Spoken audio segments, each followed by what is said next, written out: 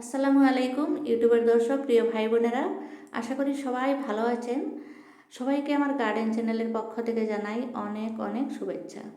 আজকে আমি সকালবেলা এসেই আমার বাগানটা পরিষ্কার করেছি, ঝাড় দিয়েছি। পরিষ্কার পরিচ্ছন্ন জায়গায় কাজ করতে ভালো লাগে, মনটাও ভালো লাগে।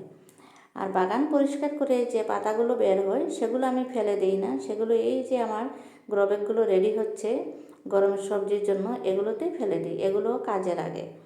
তাই আজকে বাগানটা পরিষ্কার করে তারপরে এক নজর এদিকে দিলাম আমার শশা গাছে কেমন যেন ভাব হয়েছে, মনে হচ্ছে কোনো ধরনের ফাঙ্গাস লাগতে পারে, এই সময়টাই লেগে যায়। তাই আজকে আমি ছাই নিয়ে এসেছি, সেই চিরাচরিত নিয়ম অনুযায়ী আমি এখনও গাছে ছাই দিই।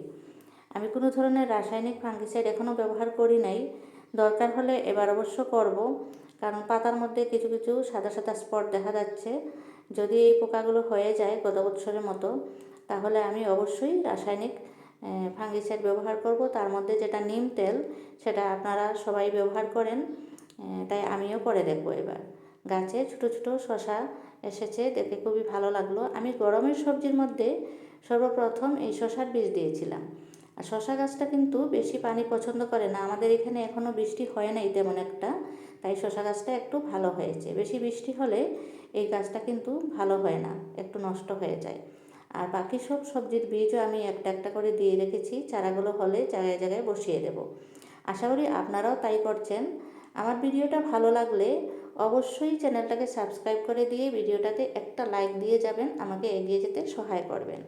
এই যে দেখুন আমি ছাই নিয়ে এসেছি, এই ছাইগুলো সকালবেলা এসে গাছে দিলে খুব ভালো হয়।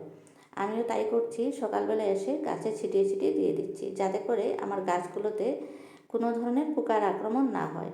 আপনারাও সবাই দোয়া করবেন যাতে আমার গাছে কোনো পোকার আক্রমণ না হয়।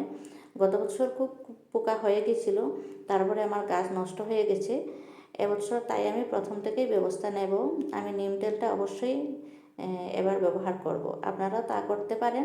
সবাই ভালো থাকুন, সুস্থ থাকুন, বাগান করুন। আর গরমের সবজির মধ্যে বৃষ্টি পড়ার আগে আগেই যদি পারেন শশা গাছটা লাগিয়ে দেবেন। Happy gardening.